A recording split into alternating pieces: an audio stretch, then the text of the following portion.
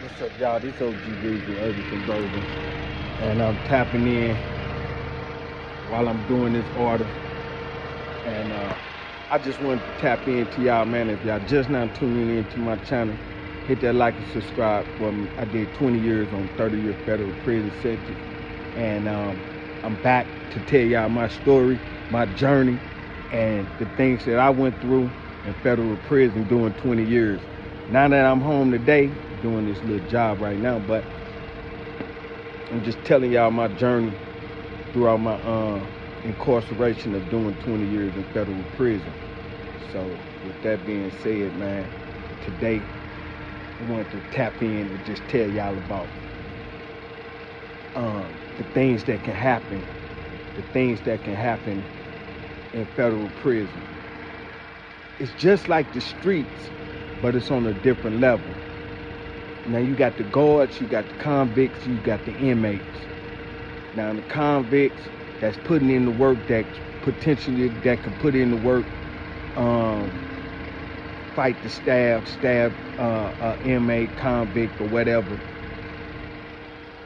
Those are the dudes that's subjected to get into an altercation with the guards.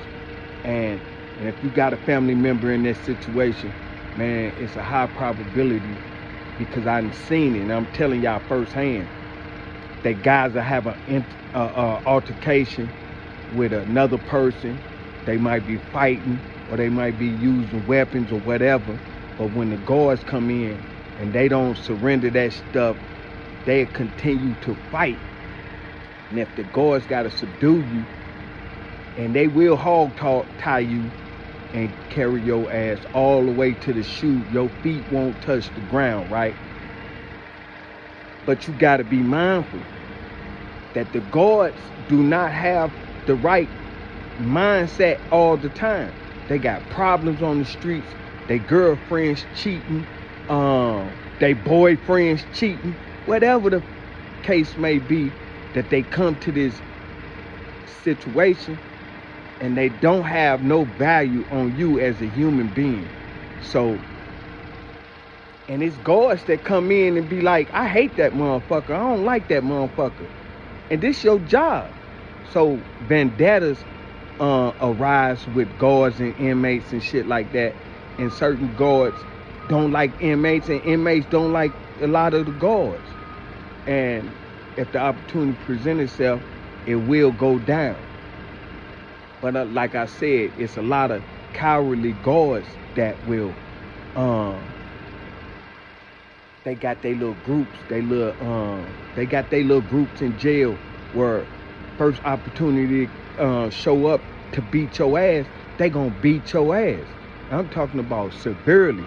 And I was talking to a lady last night.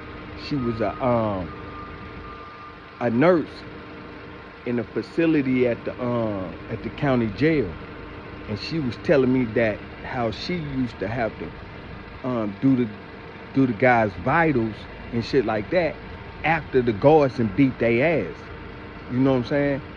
Now, and I'm saying that to say this, from my personal experience, the guards will beat your ass to the point that you might not make it home. It's just like the streets, and they will cover it up. So if you got a family member in federal prison, man, you not only have to be careful, they not only have to be careful for the altercations that they get into with the people, the surrounding people around them, and they have to be aware about the certain guards that they interact with, because them guards be wanting some action. They on steroids, they want some action. They want to break something on you. They want to block your eye. They want to break your ribs. They want to do that. So the first altercation that they have, they will, and they have killed people in federal prison. So just like the police on the street. So you have to be mindful, man. And my personal experience of not getting physically my ass beat by the police, yeah, I done had handcuffs on me, and they twisted my arm, got my arms real high in the air and all of that. From an altercation, from a fight that I had. And my adrenaline flowing. And I thought I was into it with the damn guard. I'm like, damn, man, why the fuck you got my arm like this? He like, Carmike, the shit you just done, shit, I don't know what the fuck to do. I'm just trying to protect myself.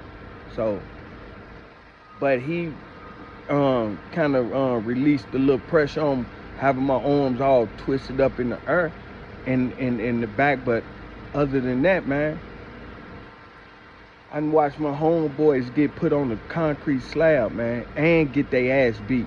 After the guards suit up and come in the room, they beat your ass even more than what they have to do. So, like I said, man, people be having personal vendettas and issues and shit like that even coming to the situation. And they have killed inmates and covered that shit up. I'm gonna look some shit up and get back with y'all on that, because my personal experience, man, I had got into it with the guards early morning, and these motherfucking two white boys, man, took me to the shoe, right?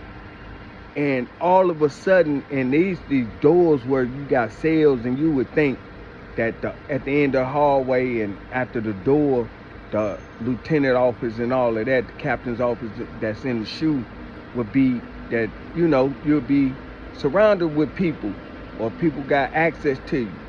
Man, these motherfucking white boys took me to the back of us, looked like they took me to the back of the wall and moved the motherfucking wall back, and next thing you know, it's like I was in a fucking concrete room that like special made for ass beating purposes.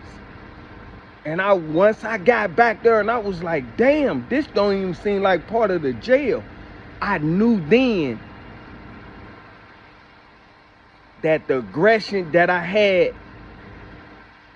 had to start getting on survival mode for real, because I started really realizing that this shit can be me. And don't nobody know. All they know is that I went to the shoe. They don't know if whatever story, they can say I had a knife in my boot, went for my knife in my boot, and